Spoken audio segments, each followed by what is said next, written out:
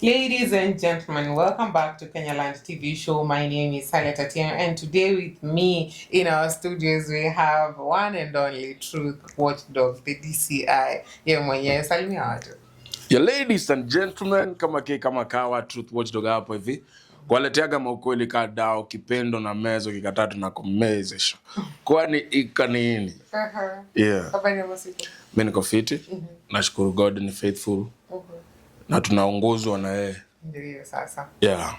Unasema eti unatuletea ukweli jamani. Hebu tupatie ukweli, ni nini inaendelea hapa hivi katikati, because tunaona fallout ya Ogobi na Baba County, of which wamewaka for a very long time.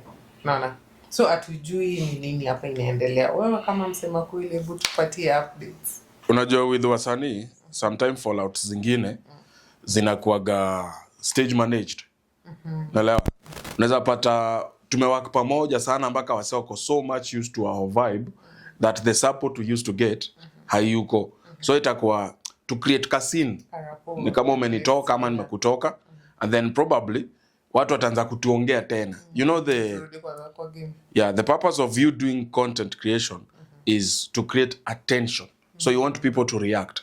When people are not now reacting or they are no longer interested, lazima ukamna ka methodology fulani ka make sure that despite the fact that hamutuongelei tukiwa hivi, bado mnatuongelea tukiwa hiyo, lazima tuongelee. Yeah. So that could be one of the hypothesis. Kitu ingine yenye inaweza kosanisha wanaume ni nini? Ni pesa. Unaelewa? Do unaweza pata for example pale kwa Gobina deals zinakam, then inakuwa Oga maybe atalipa Baba County kulingana na venye walisikizana. Na unajua hizi ni deals zinakam. Sasa si mshahara according to what you're doing. Unaweza pata pia tunaweza kuwa na scenario nyingine kama deal inakam ya Baba County specifically. But ameipata ikiwa kwa platform ya nani? Yake.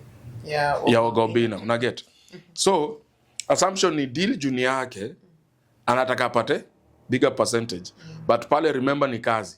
So, mkubwa tu lazima have the last say. Kwani how does it work wakati maybe saizi uko na mwenye umesign under you, akipata deal yeye mwenyewe kama ye jina yake, wewe unafaa kukula percentage ngapi? Usually there is an agreement. Management ifai kuchukua more than 25%. Okay, that is the agreement. Management takes 25. Alafu the content creator mwenyewe anachukua 75%. But most of the time unajua content creators wetu hata wajuangi hizi vitu. Wako tu pale wanataka ya macho quick fast. Nipatie yangu niondokee ama nifanye cha ndafanya. But most of the time inafai kuwa hivyo. Especially if he's under management. There is that what we call collaboration. Tunaweza sikizana mimi na wewe tuko tunapiga show. So collaboration is an agreement of a 50-50. Unaona? But kama sasa una work under me, hata kama uko na brand, inafaa nichukue 25% as a person who is under my management. Nachukua 25%, 75 ni yako. Juu saizi ni ile nye unaangalia kama content creators wengi saizi unapata msee ni upcoming. But ni ile nye ana msee mwenye anaweza mmentafiti ndiye akuje pia ya at least akuwe na something yenye inaweza msaidia. So unakuja unapata msee ameitwa show but anatoka without anything. Yes, exactly. Unajua ni kwa nini? Hawa watu pia wanapenda shortcut. Si hapa hivi si tunafanyaga nini? Tunafanyaga management ya wasanii, but we also offer that training. Me, I see so many souls here. I see Presenter Ali. I see Mungai Eve. I see Trevor. I see Kyoko. All these guys, we've worked together behind the scenes. And their success is based on one thing. Bro, learn unadai nini. Wewe usikuje tu ati ni time yangu ya kutrend. So una trend alafu una trend empty. Una get? Kama for example, mimi naweza ulizwa time yenye nilikuwa na trend nilifanya nini? I set up a studio worth more than $1 million plus Kenyan shillings. Unaona? Inamaanisha trend yangu niliinvest back. That's why unaona bado niko kwa industry. Despite sina YouTube, ndio nimeanza niko 9,000 from 90 something. Sasa inafaa nikuwe around, inafaa nikuwe kwa ligi ya kina Plug TV 500-600,000. But channels zimepotea hapa na pale. Still in the industry. How? Because you have to understand what is your end goal. Awa sio kikuja kama for example unaona sasa ukiambia msanii kuja nikufunza venye utaka kwa industry monetary wise. Mimi ndakulipisha 10,000. Anaona hiyo ni mob. Anaona hata nikao nitakumwibia wewe. Definitely, because kama mseja handle do mob. Ukuja hapo mwambie eti unataka 10k. Yeye mwenyewe ajaiona. Of which wewe mwenyewe unaona akona potential ya ku. Hakuna business investment yenye inaanza na negative. Where the moment ushachiki una trend. Obvious, kuna watu wataku approach, makampuni zitaku approach. Ama hata kuna other content creators watataka collaborate. That is when you tell them, hey bro, nita collaborate na wewe.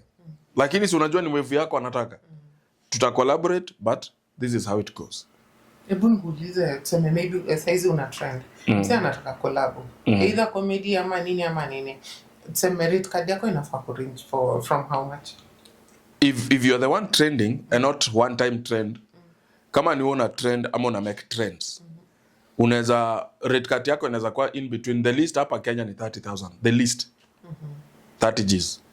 Ndio ni come kwa set. Nifanya venye nafaa kufanya. But ina run up to 300,000, depends. Kama Calligraph Jones, rate card yake kuange chini ya 300 Gs. Ndio tu, yani ukiona ametokea kukusupport tu, bro uko na bahati. Kuna wase tu rate card zao ziko tuko juu. Na ni juu ya kukua kwa industry for so long that wameleave ile footprint. Unaget? Na wengine zao ni haya. Nyashinski na jonga yake ni mita. Ndio kama mtu atokea kwa geek. Kama mita ijanguka Nyashinski akuji. Unaget? So the more you brand yourself better, the more you package yourself, na ujue kitu unadai, then unapata hiyo do.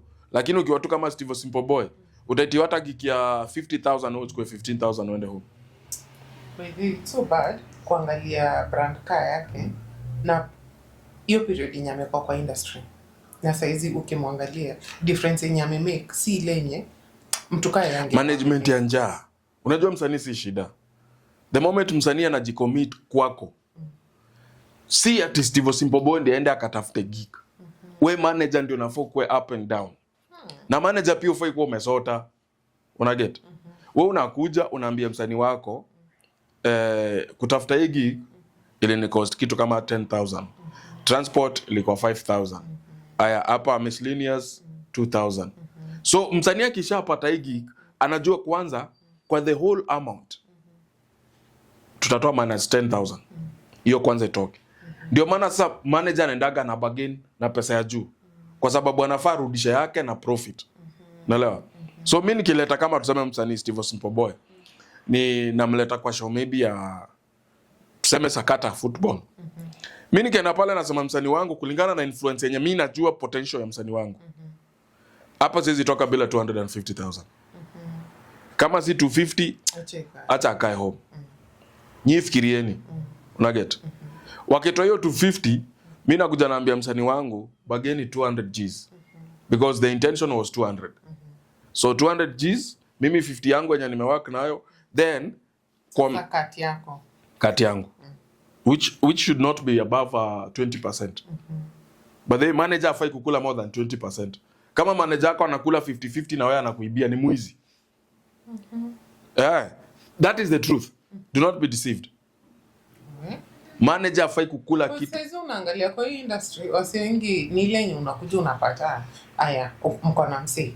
Huyu ni msanii. Lakini ukiangalia life yenye anakaa haina difference. Ni mwizi. Nugget. Any manager taking home more than 20%. Ni mwizi. Na any manager that is on salary afai kukula commission. Kukula commission ni wewe kutaka. Like to bro umepata ile gig nice, wewe chukua 10%, chukua 5%. So wasanii wajuangi, wengi hawajui, lakini mimi huambia msanii the moment umekuja hapa mimi na commenta. Lazima unilipe. Juu kitu yenye naenda kukufungua kwa hiyo akili yako ndogo yenye unafikiria hype unaenda kukula home. Nikaa tu venye si mimi ukamna mimi create trend sana. But what do I get out of these trends? What do I get out of them? Most of the time utapata to the watch locally trend for. Kwanza kuna mwaka nilitrend 6 months. Mfululizo. Bako nashindwa, bro, unaduaje? Honestly speaking, by then hata mimi sikuwa najua naduaje. At least nowadays after being in the industry najua kuna vitu zenye ukifinya hivi hii ni sure bet. Naelewa.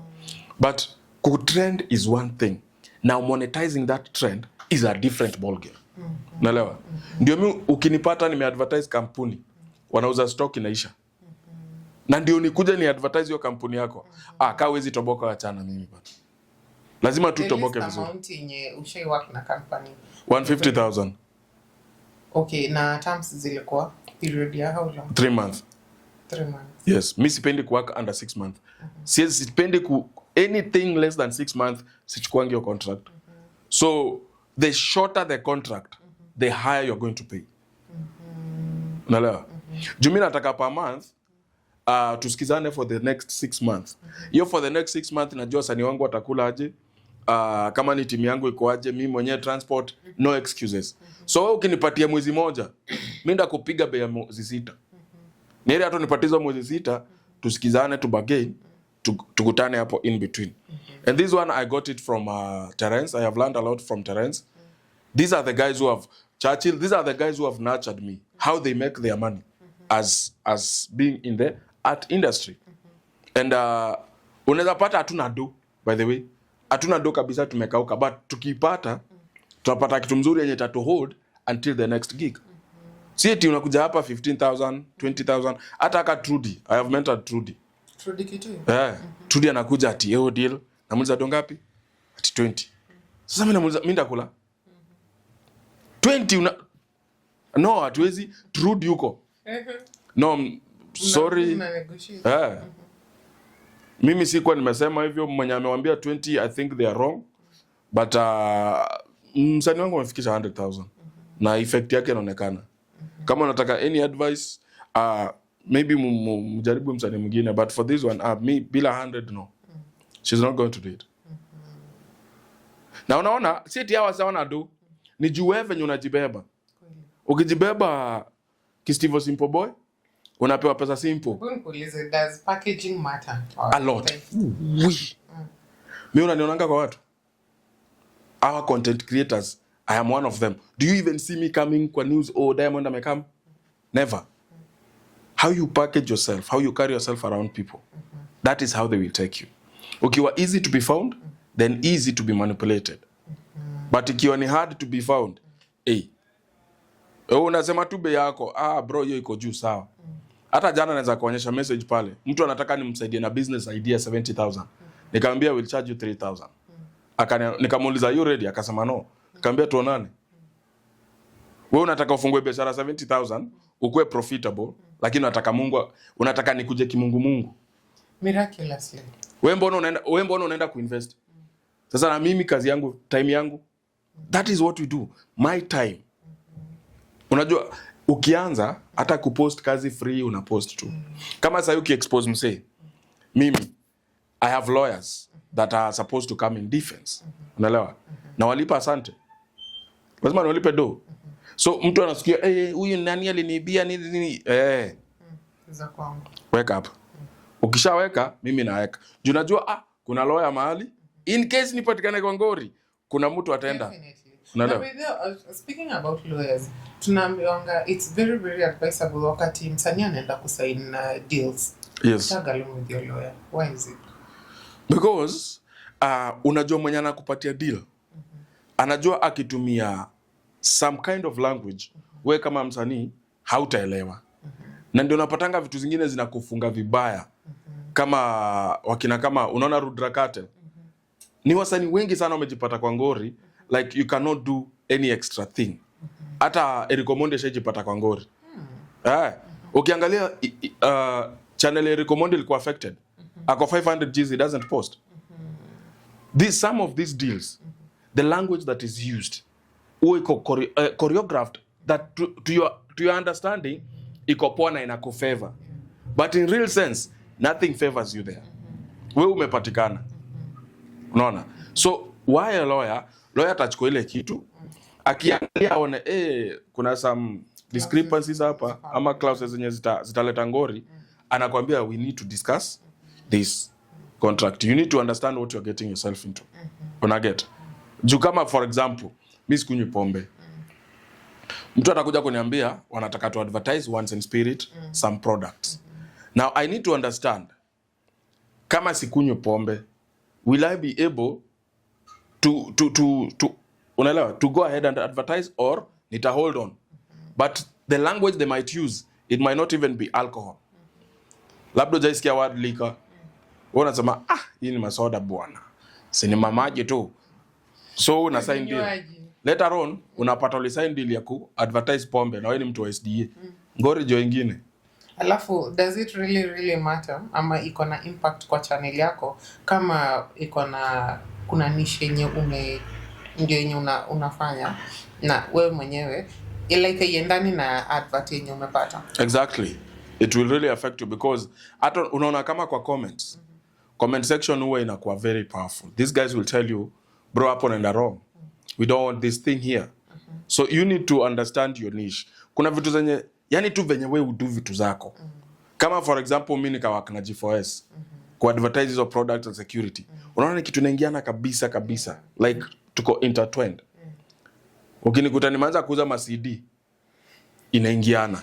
Hii ni security ya mwili. Lakini ukinipata nimeanza kuuza vitu kama thongs za madem. Magistry. Buda. Na ndio naongea hii mrengo zi. Unaelewa? So what you advertise, kama ina support your brand, then you need to work with that more. But kama ina destroy brand yako, because some brands also are not out here to grow you. They are out here to get you out of the market, and that is how industry is. It's very ugly. And going back to history ya huyu unaniuliza huyu Baba County. Nimekwambia 3 things. Ya kwanza inaweza kuwa ni do. Ya pili inaweza kuwa ni showbiz. Ya tatu inaweza kuwa ni mwanamke. Unaelewa? So unaweza enda pale Oga Obinna ni mwanaume. Na tabia yake kidogo inajulikana huku nje na tudem. Baba County pia akienda pale pia tu wamebeba mbegu zake. Unaelewa? So unaweza pata pia dem anainterfere sana na kazi. Unaelewa? Huyo huyo dem, huyo dem. Juu unajua pale ni wasanii wengi wanakuja sana. Na mimi Oga hapo kienda hapo kuna videm vingi ukam. Videm visupu si eti ni hivi. Unaelewa? So kama Baba County pia macho ilikuwa imeanza kuwaka tangu atoke Mama County. Italeta shida. Sababu wewe unataka kuleta competition na boss. You have to go, unaelewa? Hamwezi kula sahani moja na boss. Zi. Hata si sahani, table. You cannot sit on unless I decide to, unaelewa? Yeah, so that could be another thing. But industry kwa hivyo. Na kitu kingine pia kuna wase tu kwa na wivu. Acha nikwambie. Naturally. Yes, kuna wase wapendi like akuleta site. Alafu uanze kushine. Kumshinda. Ukae ni kama unamshinda. Ama ile favor inaanza kukufuata. Utakuwa cut off. There is a lot that goes on kwa industry. Of course utaona pamoja maybe in 1 or 2 events wakicheka wakibonga. So you will assume that things are okay. But reality kuna wasapendi ukiwa outshine. Na si eti hata ulido knowingly, you did not even know. Yeah. But since they have been in the game, they know how it works. They'll get rid of you so that the name that itaongelewa ni hiyo jina tu moja. So tuseme saizi, what can you tell someone mwenye maybe ajui wapi yake na ni msanii na stuff bado ilikana ako easily manipulated? Msanii kuja tu kutrain. We are not training you here to, by the in charge it's 10,000. Sidanganyi? Kutrain mtu. Na kumanage mtu. Ukitaka ni kumanage lazima niangalie impact yako kwanza. Because wasanii wengine si nimekwambia. Number 1 yenye utaangalia ni nini? Kitu ya kwanza ni influence yako. Kitu ya pili ni wake yako. Unajua unaweza kuwa una influence sana lakini unajituma. Na you don't need to tell me that bro mimi ujituma. Nitaona unajituma. Unaget? Ndio mimi nishikilie Trudy mkono. Aka kasichana nilikuwa nasikia vibaya. Wasa wanakuja for instance wanakuja kuni host. Kanaambiwa karudi nyuma. Unaona kanajikaza ni kafupi kamekonda. Mpaka unasikia vibaya unaona? But juni interview, wewe unachapa interview. Kichapa interview baadaye hata watu walikuwa wanafikiria labda na kati ya Trudy. Trudy mimi mchukua kama kasista kangu kadogo. I can never even discuss anything to do with love. Unaget? So this kadem nikakambia pana hivi ndio tunaenda kuwaka. Wewe ukisikia news iko wapi, ingia kwa group za ase. Kachukua Ali nishikilie huyo mtu hii. Please, bro wewe ni brother yangu, shikilia huyo mtu hii. Ukisikia event muite, ukisikia ingine muite. And that way Trudy was born. And Trudy is now independent. Because lazima ni cheki bidii yako. Unajituma we kuna mazishi so unasikia bodyguard wa Raila amekufa uende. Usina ado bro. Okay, hapa niko na 5,000. Ukirudi nataka 7,000. Unaelewa? Unapata asante sure ameenda. Kuna mtu mwingine utamwambia hivyo anaanza kupiga hesabu ya hiyo distance bana kabla nifike. Nitalala wapi? Wachana mambo ya kulala, lala kwa kichaka enda. Unaelewa? Because ukijituma na niona unajituma. Reason as to why wasanii wengi Kenya wafanye vizuri ni wanataka faida kutoka kwa manager lakini hawataki kurudisha mkono. Na manager wengine pia reason why wasanii wengi they are not making it. Managers behave like how ndio wasanii. Unaelewa? Manager anataka akule 70 kama Steve Simple Boy. Managers wake wanakula 70, yeye anakula 30. Ama anakula 50-50. You are not building your art. Mimi msanii wote akakuja ni manage. Na niangalie huyo msanii tunaenda naye mali. Bro, me 25 yangu ama 20% is enough. Wewe hii 80% you deserve it. Kazi ni wewe ndio brand. Mi kazi yangu ni kumake sure kutumia hiyo power yako tuna get brands. And that is it. Unaelewa? So wasanii wa understand, kujeni training, uchangamshwe. Ni heri ukae home ama uende uze viatu na ujue una make 1,500 a day. At the end of the month hiyo ni 4,500, 45k. Kuliko uende mahali mtu amekula 300,000 na wewe unapewa 50 bob. Ama 50k. Why would I be given 50k if 350,000 was my money? You understand? So lazima understand wadhi yako. Kama ukienda pale for example kwa Oga, mkiachana, umeachana na nini? Na kama kale kademka Facebook, umeachana na nini? Naweza angalia nyuma ni cheki nimetengenezea wazazi nyumba. Naweza angalia niko na ng'ombe kadhaa, nimefungua beauty parlor. Una get? At least vitu zina move. Vitu zina move. Usitoke pale, unajua Oga alikuwa ananitumia. Sasa mimi nilikuwa nafikiria atakuwa atanishikilia. Ai bro, hii ni biashara, acha kusumbua watu. You understand? So you need to understand your worth like seriously and dig deeper. Hata tuseme for instance Oga akarealize huyu ni msana anajua kitu anadai, atakutreat hivyo. Lakini akiona wewe tu ni duanzi hapa, yani tu wewe uko tu hapo for the hype, atakupatia platform. Wewe ji hype tu.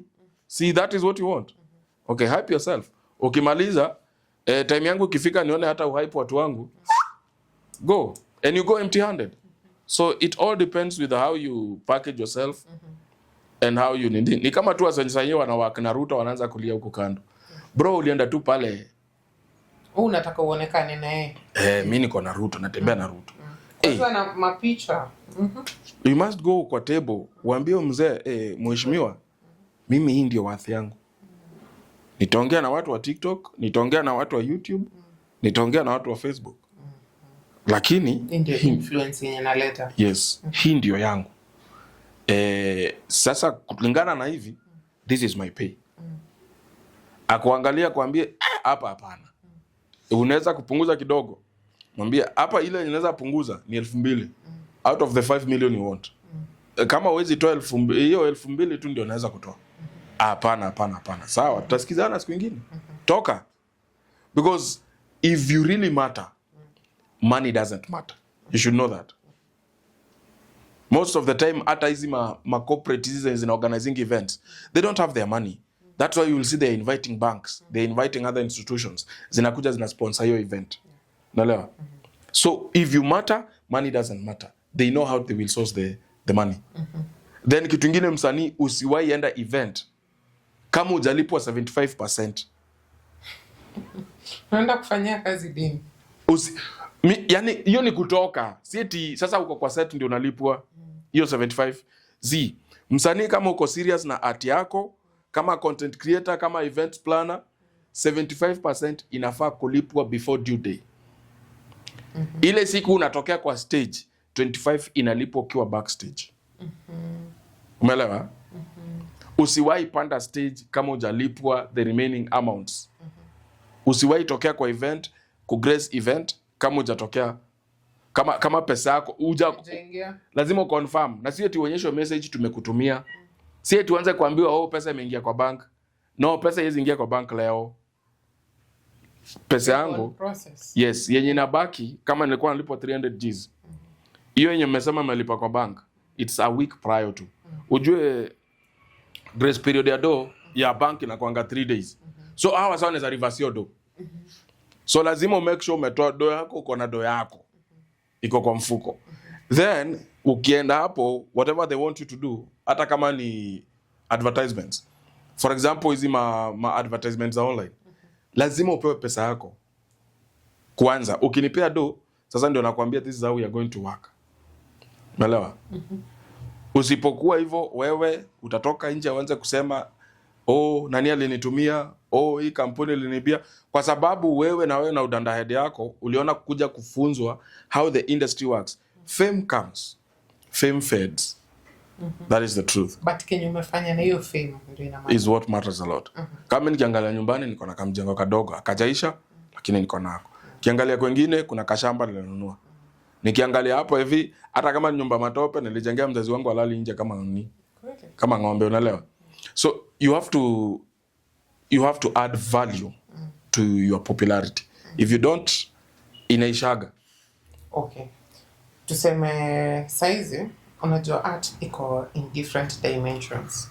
Na influence ya music ni tofauti na comedy na ni tofauti na maybe to influence ya kawaida.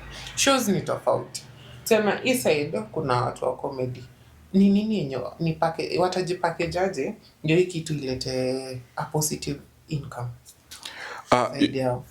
You know with saizi tunasema okay, lazima uwekewe 75% of the money yenye mmeagree. Yes. Hii side ingine mtu atakuja kwambie tukiangalia namba zako ama influence yako tunaona hii tuseme maybe 5,000 tupostie na 5,000. Hapa seriously what's the least amount yenye msanii anafaa kuona? Yani ku table. Unaona ukipost inalingana na post nini? Unaweza kuwa na post reels, unaweza kuwa na post posters, status, ama una post video for 3 months, ama permanent video. Now the prices for status inakuanga in between 3 to 5,000. Hiyo ni status yenye utapost tu kwa Instagram within 24 hours. Yes, gone. Ama WhatsApp. So unaonanga NGC wako na tu posta mingi sana. Uto ni to hiyo day. Akikupostia hapo atapost akimix na story yake trending. Unaona? So unaona kuna kitu na trend, anaenda anaangalia by the way kuna msee anauza madress hapo. That is one day. Na kuangalia in between 3,000 to 5,000 per poster. Si poster zote, poster moja. Umeelewa? So hata ukipatiwa 3,000 unajua in 24 hours hii kitu done. Ukifanya hesabu yako mathematically, you're on the win as an artist. Unaelewa? And this does not matter whether you are a comedian or you are a bora wewe uko na numbers. People will come. Na ni platform gani msee anafaa kufocus kujenga sana? Okay, when building a brand, right now I would unaweza kuja upate maybe Facebook imekukubali. Maybe TikTok imekukubali ama IG ndio imekukubali. Hizi sites zingine numbers definitely hazitoshani. Usually I would advise strongly to build one platform. Enye imekukubali, stick on that. You make it bigger so that you can advise these other smaller platforms on your bigger platform. Utapata pia numbers zinaanza kugrow. Ukianza una create YouTube, kama unaona sasa TikTok, target yangu ni kufika 600k. So far nimefika 100 Gs. Niko sure the moment nitaambia watu 600,000, wait, kuna YouTube. Utakuwa unaona maybe in a week's time maybe nimepata kitu kama 15,000 subscribers. Unaget? So grow one bigger platform. Ni kama Mr Beast. Mr Beast ukienda kumwona kwa X hapo utacheka. Hata huwezi amini this is the guy on YouTube with almost 400,000 subscribers. 400 million. Yes. That is 400 million, thank you. Ukienda YouTube, ukienda X app, sidhani hata kama amefika nini? Hata hajafika 70. You get? 70 million hajafika. So you have to understand different platforms. You have to start with one. Ni kama hata Cristiano alistick na Instagram. Akabuild Instagram. Siku alifungua YouTube in one day 20 million plus. You get? So creating one platform and focusing on it is much more better than having to have all platforms assuming these numbers you can bring. Unaweza tengeneza hiyo rate card yako kulingana na numbers. Yes, rate card ya msanii, first of all, understand worth yako, understand pale unaenda before utengeleza rate card. Then number 2, understand your target, your target market. Unataka ku venture into what. If you are so versatile like me hata bangi naweza advertise. Condom naweza advertise. Unaelewa? So if you're so versatile, then it means you have to be very open to so many opportunities. But also those opportunities you have to understand kuna impact yenye nafai kulete na yenye nafaa kuletea mtu na marketia. Hapa si eti wewe tu msanii ndio uingize pesa. Nini yako, boss wako anafaidika aje? Boss wako ni hizo kampuni. So you have to make sure if you have a product to advertise, unajituma. Utaiweka kwa status za WhatsApp, utaiweka kwa status za yani kila mahali, hata group zako za matanga. You must push that product. So that ikisell, unasikia tu kampuni nakwambia ni aje, we liked how you did our previous advertisements. We would like to work with you. The moment they come for the second time, the price hikes. Unaget? So first of all, lazima ukuwe na will kufanya kazi. Usifikirie utafanyia product kazi mbaya wakuhire tena. No, you have to go. So make sure unapatia kila kampuni una work nayo. That is what I do. Value of their money. Yes, value of their money, number 1. And number 2, no reason to look for another influencer. Mimi kampuni zote nimework nazo, hakuna influencer mwingine amerepresent. That is how it's supposed to be. Una push ni kama hii ni product yangu. Mimi mtu nikiamua kukuzia Dudu Makamasi lazima utanunua. Hata kama najua hutaki na ifai, nita make sure kampuni imeuza Dudu Makamasi zao zote. Ndio maana wamekutrust. Yes. Nimewaka na kampuni inaitwa Daka. Nimewaka na kampuni ya G4S. They never look for another person. Mimi nasikiaga tu ni aje bro, tuletee watu nataka ku train kazi iko. Tunataka mimi nawapelekea watu. Because when you work with these companies, one thing they want is trust. They can trust you and they know you are going to pass a very positive word. Kitu ingine, wasanii wa Kenya na nimeona kitu mko na tabia mbaya. Hata kama tuseme for example guys my boss. Na sipendi tabia zake. Never discuss your boss. Hata your previous boss. Your colleague sama. No, hata kwa the next job. Tuseme sasa Ogama misbehave. Nimeenda kwa Ofweneke. Whatever misbehaving of Oga Obina. Hiyo wakati nilitoka kwa ile mlango nilisahau. If you want to ask me anything about Oga Obina, it's not about his personal life, it's not about his business, maybe on a friendly purpose ama kama tu boss alikuwa mtu aina gani. Even that is none of anyone's business. Mi ule ni boss wangu, tulimaliza kazi yake, story yangu iliishia hapo. Don't ever discuss your previous bosses because the moment you do that, hata kama mimi nataka kupatia kazi out of good heart and you are a good worker, inamaanisha utaenda kusema the same things zenye kampuni yangu itakuwa portrayed very badly. Unaelewa? So tukue na hii tabia ya kuelewa kuna kazi alafu kuna ubeshti. Tofautisha moshene na kazi. Usiwahi at one point usiwahi jipata una discuss your previous boss with the current boss. Na hiyo stuff ya kudiscuss your previous boss huwa ina happen sana kwa maybe setup ya mimi na wewe mabeshte. Umeitiwa kazi na wasi wengine. Ni picture gani wewe ina portray wakati maybe umeambiwa kuja na mtu fulani. Then uko pale unasema no, I can do it. Ni picture gani wewe ina kamenge? Unaambiwa kama mnamsema alafu unasema utaifanya hiyo job. Yeah. It creates a greediness and you know selfishness. Unajua kuambia kuja na msee ni poa hata useme acha ni bonge naye nisikie kama ako available number 1. Number 2, unaweza enda ukijua msee ako available, si unaenda unabonga naye bro ni aje kuna gika hapa lakini utanipea ya macho. Ndio tunaongea hapa ndio kama ngapi? Ndio kama 150,000. So mimi nitakula ngapi?